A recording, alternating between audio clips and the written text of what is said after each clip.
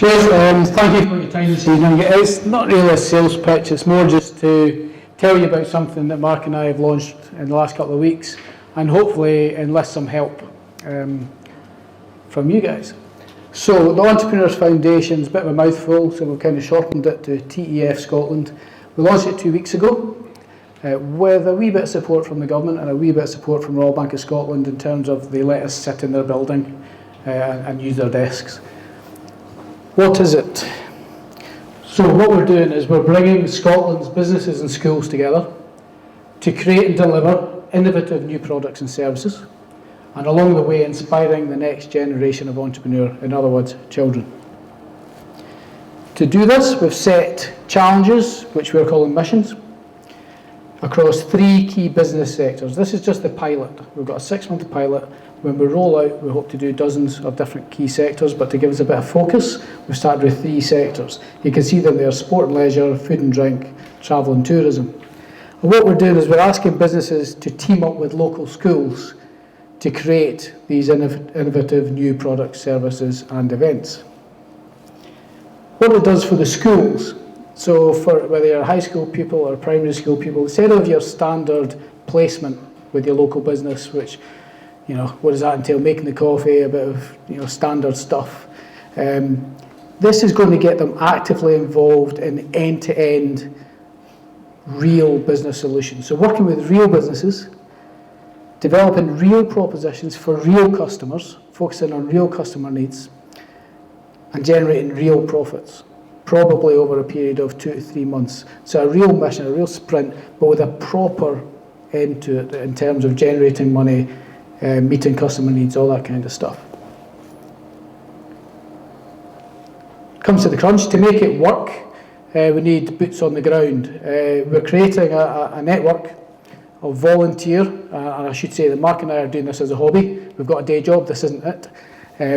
We're looking for a network of Agile coaches who can go into a business that have teamed up with a school and maybe spend a morning facilitating a workshop to come up with ideation, come up with ideas, help them stretch it, and set them along the way to how they're going to deliver this in 2 or 3 months, especially businesses that maybe aren't used to it. We only launched 2 weeks ago. The social media starts pretty much next week. One of the key barriers that Mark and I identified to this is businesses going, innovation, no thank you, or ideation, what's that? I'm just not bothering. So this is our attempt to get past that barrier to entry, and by saying, look, if you're going to sign up, we'll send someone along to get you started, to help you talk to the kids, to help you, you know, get your team started, come up with ideas. And you know what, from this group's point of view, if we can introduce a wee bit of Agile methodology to some of, specifically Scotland's SMEs, you know, I know the banks are all over Agile, that's fine, you know, but if we can get SMEs thinking about Agile as a possible business tool beyond IT and change management, fantastic. We think that ticks our box as well. And especially if the kids can say, I took part in this 3-month project with a real business, we made £3,000, we sold X amount of these things, and I did it in an Agile way. How cool would that be? So that's what we're asking for.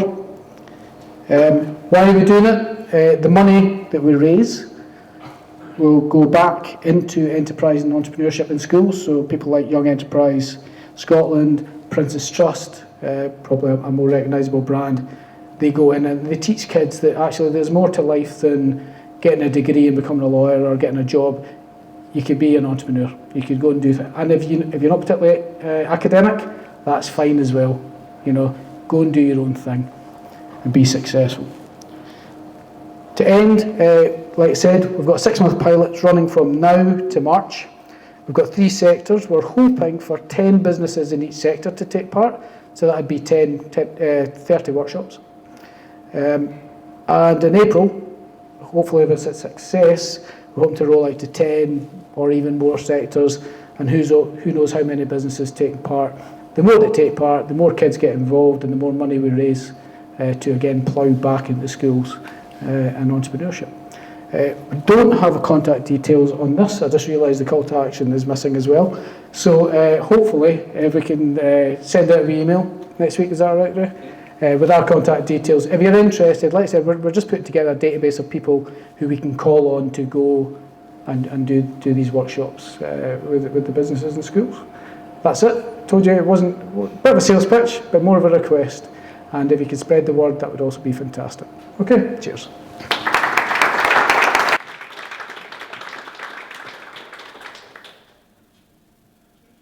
You're not taking questions? Any questions? Thanks. No, seriously, I have a question. Probably have a couple. Okay, so I work for Tutor Doctor. So we're a private tuition agency. Basically, we match people looking for one-to-one help with specialised tutors. And one of the things that we want to do, and already within Tutor Doctor, which is this Canadian company, they're interested in teaching what they call X skills, which is basically project management skills for kids that try and help empower kids to not have to be in that reactive mode of like, do this now because I say so. So how are you, we want to go a bit further than that and really try and keep kids in, get them in touch with intrinsic motivation, because it's not something that is exactly fostered at school, but kind of the opposite. Yep. And also with divergent thinking, because again, that's educated out of it. Can I just ask, has anyone seen, I wonder if I remember the name, I didn't need to think of it, Keith Robinson. So Keith Robinson's talk on TED is like the most, I don't know if it still is, but it was the most viewed video on TED.com for every time I've ever checked. No? Yeah, someone over here. So he talks about it's about education. He's had lots of big jobs in education, and he's got this theory that school kills creativity.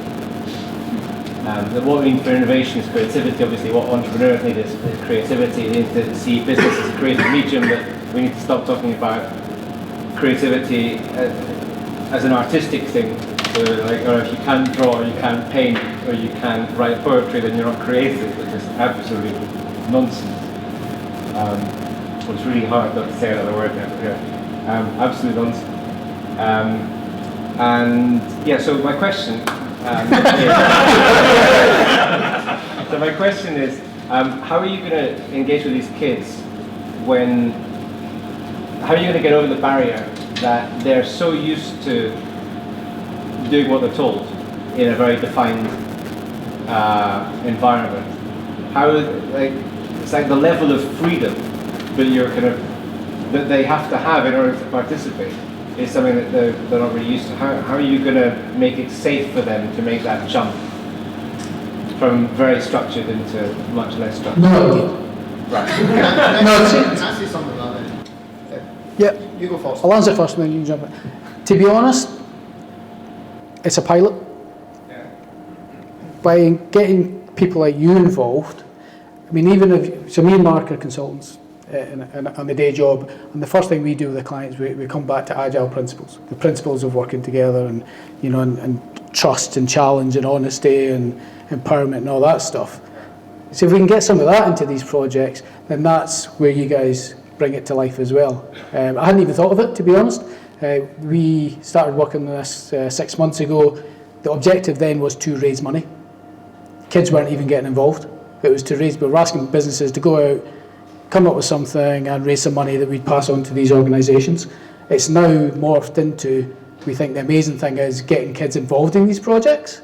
So we're iterating this on the go, week on week, to what hopefully at the end of the pilot will be something amazing. That is something that you've just touched on, but it sounds definitely something we should address or be aware of and test and see if we can get past that. It seems to me like Agile, working Agile is like it's like a higher emotional state, like to work on an Agile project than in a do-as-you're-told project, They're like there's much, you have to be much more switched on as a human being, for the other human beings around you. And it'll be interesting to know if the kids feel that way. Or is it people that have been working for 20 years that feel a bit that way? Can I just add that I was in that TED talk, I found the one you want, I just tweeted it to the Agile Edinburgh Twitter handle. So if you want to look it up, it's highly recommended. It's really, really good. If you've got kids, if you work with schools, if you're interested in it, just go and watch it because it's blows your mind stuff. Yeah, I don't know how many tens of millions of views it's had, but for a reason. Yeah, all I was going to say on it was, I don't know if the problem's as bad as you think it is. I've got 2 kids of school age, one at primary school, one at secondary school, and I know that Scottish schools now, the curriculum of excellence, one of the things that they do try to foster and concentrate is on an element of kids not being kind of institutionalised into that whole kind of, just do what you're told mindset and trying to encourage them to think about themselves, and they do address explicitly the fact that creativity is not just about the arts, but it's about the way that you think in lots of other ways. And I would also say for any person with Agile experience going into it as well, that any of us who've been Scrum Masters or worked in Agile environments for any length of time will probably have had to untrain some institutionalised thinking in people that extend way beyond a few years at primary school. So I would urge people to get involved. I think it would be an interesting challenge.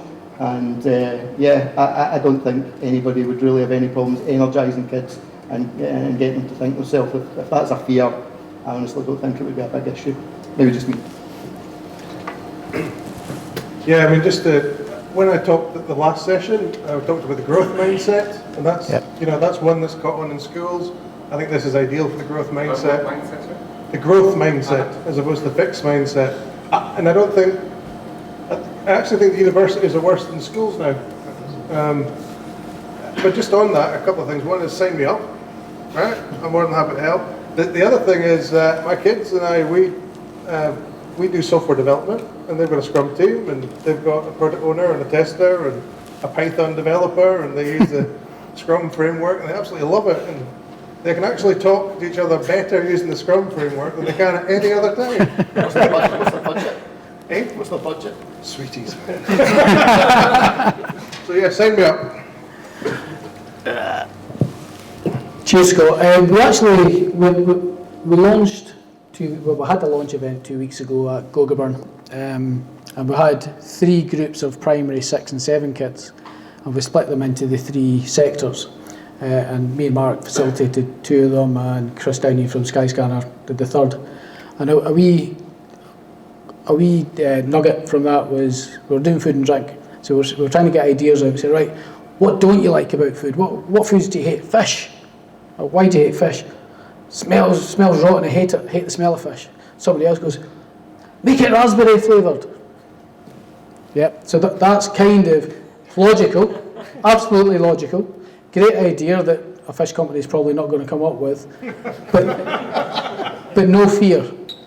No fear, and that's kind of, so I think the businesses that take part are going to really benefit, not just from the ideas from the kids, but just the whole attitude of the kids of no fear, loads of great stuff, and just attacking things head on. So, Scott, your first name down. Anyone else? Come and grab me or Mark. You get our business cards, and hopefully we can send out an email during the week. Any more questions?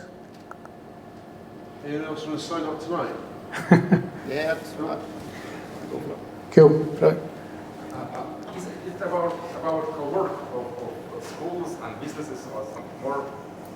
Because we discussed before, yes. So is it about co-work of schools and something like business sector? What's the question? So is it your project about co-work of business, yes, or business and schools, or schools and something more? It's a bit of both. So the main objective was to fund these programs that do stuff in schools. As a byproduct to trying to reach that objective, we're now, I think, going to create something pretty cool by getting the kids doing something firsthand. However, one of the other objectives, and the reason that the government are behind this, and they're putting 50k into it in March funding, is because hopefully, over and above the kids, hopefully we'll create some innovation. If in 12 months' time we can say X amount of kids were involved, they created X amount of products and services, and X percent of those businesses actually rolled those products out to real customers. I mean, how cool would that be? So there's loads of positives and benefits from this project.